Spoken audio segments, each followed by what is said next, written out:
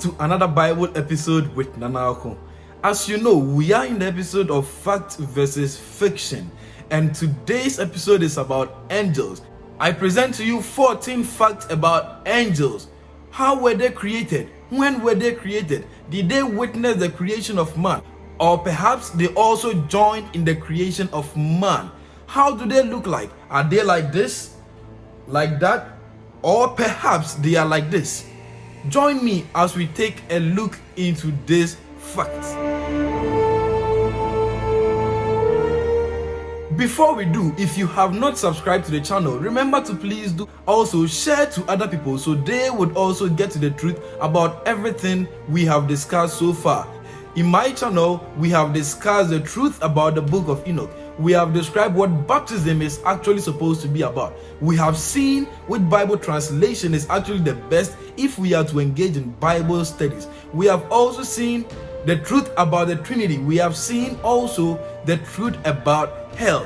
And so remember to subscribe, like, share, and also leave a comment. Wherever you get to and you don't understand something, just leave a timestamp and then leave your question.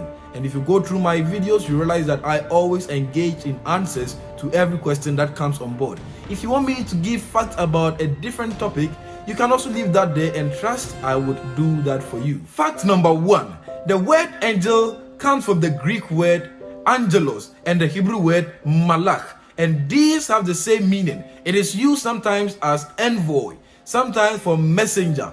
So the meaning of angel is messenger or envoy. Fact number 2.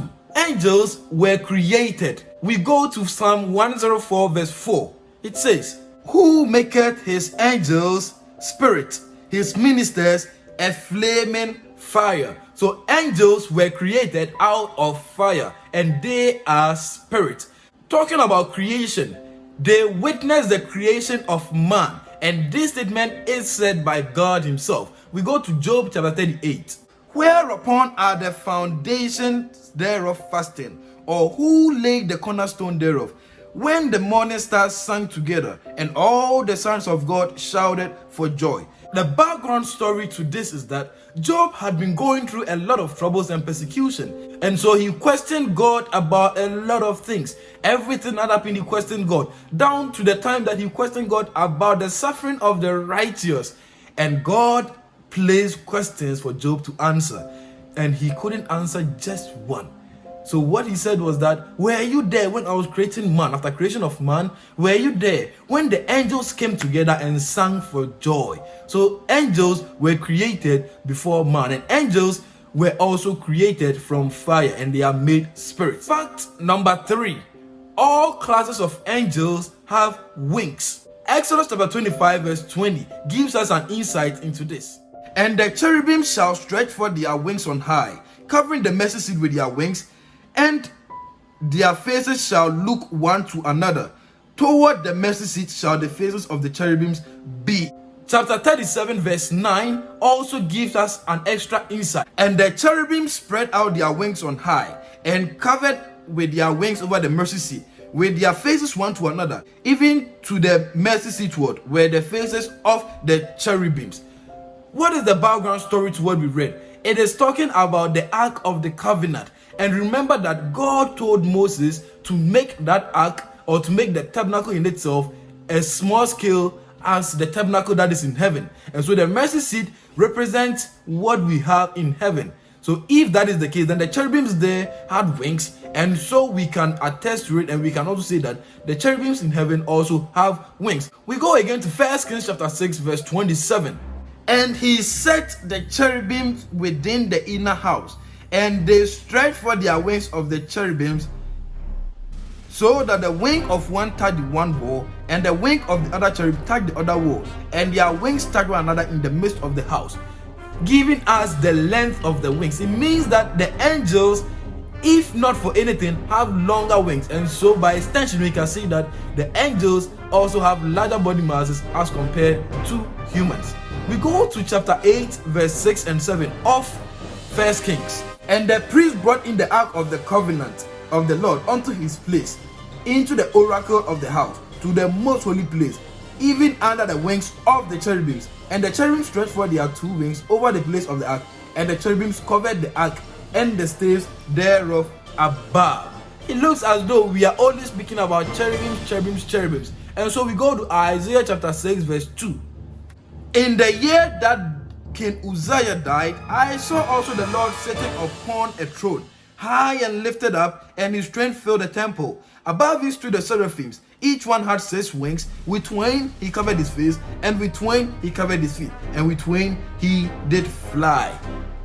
What are we saying? The fact of the matter is that angels have wings. Fact number 4.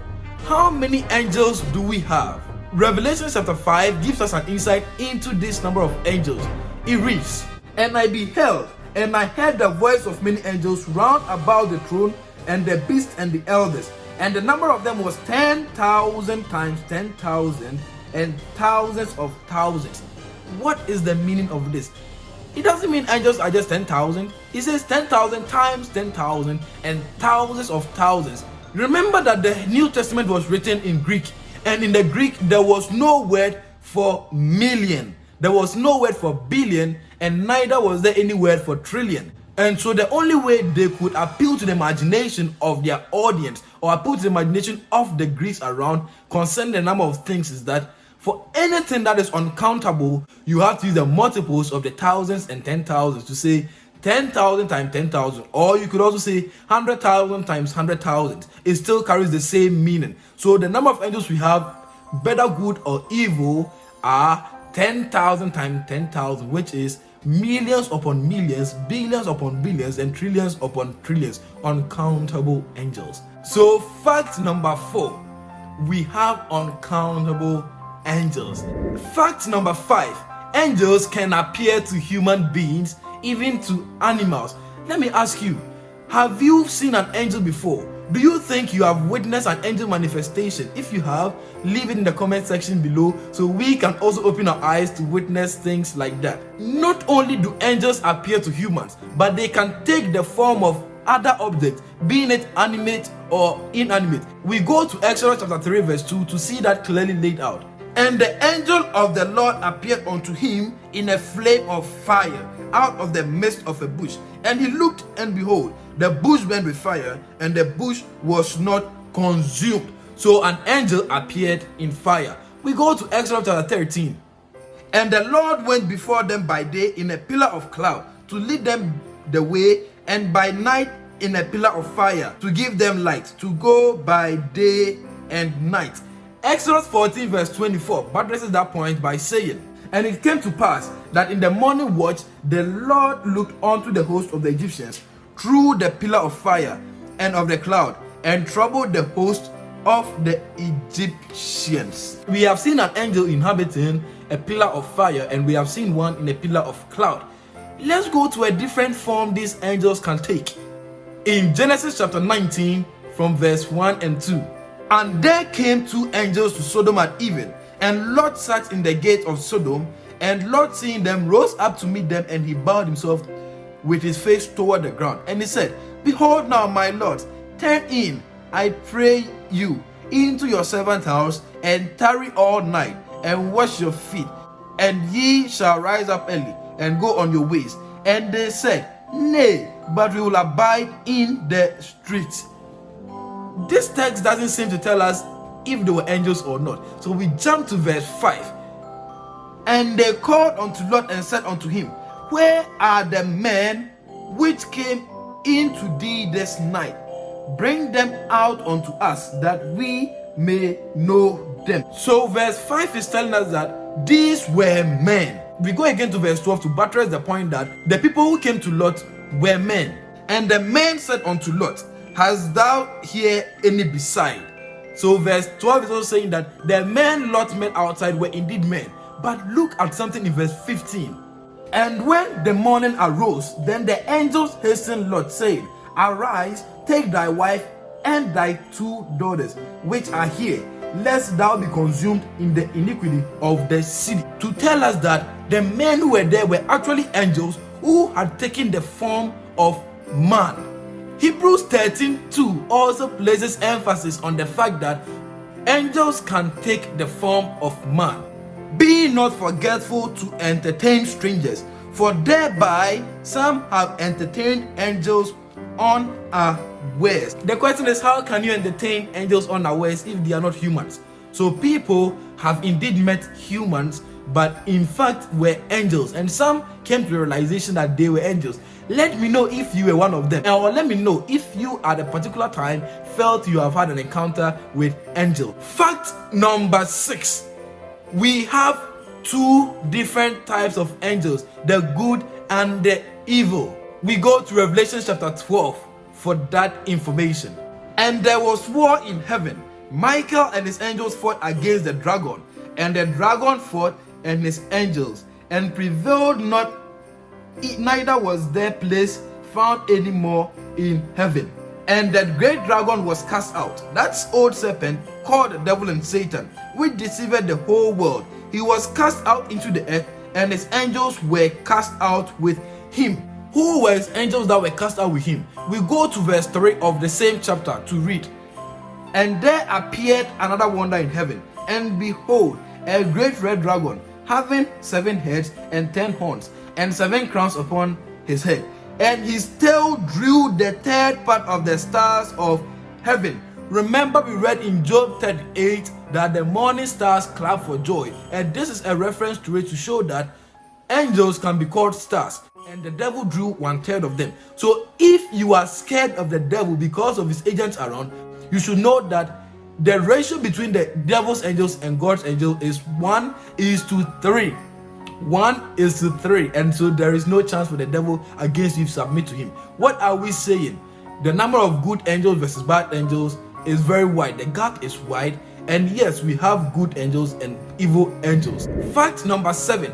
What is the strength angels possess? Are they stronger than us, or if we present our mighty men, they can stand against the angel? We go to Hebrews chapter 2 verse 7 to understand this fact. But one in a certain place testifies, saying, What is man that thou art mindful of him, or the son of man that thou visitest him? Thou madest him a little lower than the angels. Thou crownest him with glory and honor, and didst set him over the works of thy hands. So if we have been made a little lower than the angels, it would be in many different regards, but we are looking at the strength, and so we need a different text to buttress what Hebrews is saying. So we go to Isaiah chapter 37 verse 36. Then the angel of the Lord went forth and smote in the camp of the Assyrians 184,500. And when they arose early in the morning, behold, they were all dead corpses. So just one angel of the Lord by night destroyed 185,000 strong, trained Assyrian soldiers who would stop at nothing to erase a whole town to the ground. And so if one angel can do this, imagine what 10 angels can do. Just think about it. Imagine what the host of angels in heaven can do to our tiny planet. And this notwithstanding includes the devil's angels and the righteous ones. Many of these angels are all strong. That is why we cannot fight the devil with our own strength. We have to submit to God for him to do that for us. So fact number 7, angels are way stronger than us. Before we go on to fact number 8, if you haven't liked the video yet, please like it, leave a comment, share the video, and also subscribe if you haven't done. Fact number 8, is it true that angels guard men, or that is just fiction? We go to Psalm 34 verse 7. It says, The angel of the Lord encampeth round about them that fear him, and delivereth them. So the book of Psalms is saying that the angel of the Lord encompasses around everybody who fears God, which is to say that if you submit to God, then the strong angels would protect you. Remember that fact number 7 told us that angels are stronger than us. So if you submit to God, then angels would protect you. Let's see someone angels protected in Daniel chapter 6 verse 22. Then said Daniel unto the king, O king, live forever. My God hath sent his angel, and hath shut the lions' mouth, that they have not hurt me. For as much as before him innocency was found in me, and also before the O king have I done no hurt. So this is a testimony of a man who was thrown into lions' den, and they could not harm him because of the presence of an angel of the Lord. Matthew 18 verse 10 adds a certain important detail we should not miss. It says, "Take heed that ye despise not one of these little ones. For I say unto you, that in heaven their angels do always behold the face of my Father which is in heaven." So for children, their angels are specially prepared to guard them. And so do children no harm. If you are someone who is always against children, causing them to fall and stumble, do not do that. Desist from doing it, because their angels, which are stronger than us, are always in the presence of God. And I believe they are always giving a report of what is happening to these little ones. I believe that you don't want to be against angels like this. So fact number 8, yes, angels guard humans. Fact number 9 comes from a passage in the book of Enoch, which seems to suggest that angels do marry. If you look at the video I did on that book of Enoch, I'll leave the link in the YouTube description, and I'll also leave a link to it at the top corner, so you can also look at that and then understand the book of Enoch very well into details. We realize that angels do not marry, because Jesus Christ himself said so in Matthew chapter 22 verse 30. It reads, "For in the resurrection they neither marry nor are given in marriage, but are as the angels of God in heaven." So we understand that marriage is just a human institution and not an angelic institution. So therefore, if angels do not marry, as Jesus is saying, then the truth of the matter is that angels cannot marry. Wherever you see angels marrying, that is just the figment of imagination and it's just fictitious. So the fact of the matter is that angels do not marry. Fact number 10, we have 2 orders of angels. And yes, we have already read texts about them, but we would have to go back to revisit it, because if you look at this picture up here, it sort of gives us a description of these angels, but so far we have not seen anything like that. And so if in this orders of angels we don't see anything like this, then we would have to give a special attention to that. So let's go to Genesis chapter 3 verse 24. "So he drove out the man, and he placed at the east of the Garden of Eden cherubims and a flaming sword which turned every way to keep the way of the tree of life." What is my belief? I believe that the guardian angels we have are cherubims with their flaming swords of fire. That is what I believe from this Bible text. We go again to Isaiah chapter 6 from verse 1 to 4 to also find a different order of angels. "In the year that King Uzziah died, I saw also the Lord sitting upon a throne, high and lifted up, and his train filled the temple. Above him stood the seraphims. Each one had 6 wings. With twain he covered his face, and with twain he covered his feet, and with twain he did fly. And one cried unto another, and said, Holy, holy, holy is the Lord of hosts. The whole earth is full of his glory. And the post of the door moved at the voice of him that cried, and the house was filled with smoke." So the duty of these seraphims is to give glory. The duty is to give glory. And the duty of the cherubims is to be a protector or a guardian. Exodus 25 verse 20 adds more information. "And the cherubims shall stretch forth their wings on high, covering the mercy seat with their wings, and their faces shall look one to another. Toward the mercy seat shall the faces of the cherubims be." So the truth about this issue is that yes, there are 2 orders of angels, cherubims and seraphims. Fact number 11. If you recall, we have said that the number of angels we have are uncountable. Now for this fact, all the angels in heaven would descend on the earth on the final day. We read 2 Thessalonians chapter 1 verse 7. "And to you who are troubled, rest with us, when the Lord Jesus shall be revealed from heaven with his mighty angels." So yes, Jesus is coming with his mighty angels, but how many are those angels? We go to Matthew 25 verse 31. "When the Son of Man shall come in his glory, and all the holy angels with him, then shall he sit upon the throne of his glory." Simple as that. Every angel in heaven will come down to earth. In the future, we will study the book of Revelations, and we'll realize that it has been alluded in the Revelation story also, that yes, every angel in heaven will descend on the earth at the time of the judgment. Fact number 12. If we have seen that angels were created before men, In other words, angels are superior to men. We have seen that men were made lower than the angels. We have seen that angels are spirits. We have seen that angels are guardians and protectors. We have also seen that they are more in number than us. We have seen that they give glory day and night. We have also seen that they protect the way of righteousness. Then, are we supposed to give them worship? Because if they are stronger than us, if I worship that angel, he can fight my battles for me. So are we supposed to give angels worship?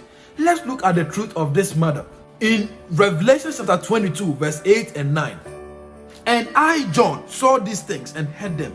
And when I had heard and seen, I fell down to worship before the feet of the angel which showed me these things.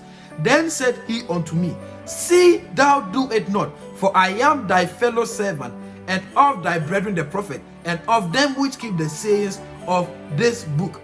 Worship God. The angel himself says, John, worship God, do not worship me. Let's look at an issue that happened in Colossians chapter 2, verse 18. It says, Let no man beguile you of your reward in a voluntary humility and worship of angels, intruding to those things which he had not seen, vainly put up by his fleshly mind. Paul was totally against the worship of angels, and people did it willingly after being beguiled, after being lied to. So he said, do not let anybody push you to voluntarily worship angels, not even under duress. Let no one do that to you. Now, about worshiping of angels, if angels are always before the face of God, then why don't we put our petition through them? 1 Timothy chapter 2 verse 5 says, For there is one God and one mediator between God and men, the man Christ Jesus. So if there is just one mediator between God and man, Christ Jesus, then angels are not supposed to be worshipped. In effect, they are our fellow servants. They are like us. They are always worshiping God, like we have been called to worship God also. So fact number 12, angels are not supposed to be worshipped. Do you know anybody who worships angels? Or perhaps you've worshipped angels before. And this day, just say a simple prayer to God, ask for forgiveness, and you will be forgiven by God. Because in the days of ignorance, God counted it not to you. He overlooked all those things in the days of ignorance. So just pray and you'll be forgiven. If you know anybody who worships angels, send this video to them and let them watch it. Tell them to go to fact number 12 to understand this issue. Better still, they can watch the whole video, find the steady progression to this point. Fact number 13, angels have the happy and sad emotions. We go to the book of Luke, chapter 15, verse 10. Likewise, I say unto you, there is joy in the presence of the angels of God over one sinner that repented. So if angels are rejoicing if one sinner repents, guess what happens if one righteous person falls back into sin? I leave that to you. Leave your answer in the comment section to know what angels do when one righteous person goes back into sin. So fact number 13, angels can get happy, and if so, they can also get sad. Fact number 14 deals with what most Christians this day and age use in determining if someone is from God or not. They usually use miracles. If a prophet or a minister, a bishop, an evangelist is able to perform miracles, then they deem that prophet or minister of the gospel to be a good person. But let's look at what the book of Acts says. Acts chapter 12 tells us the good part, that, and behold, the angel of the Lord came upon him, and a light shined in the prison, and he smote Peter on the side and raised him up, saying, Arise up quickly. And his chains fell off from his hands.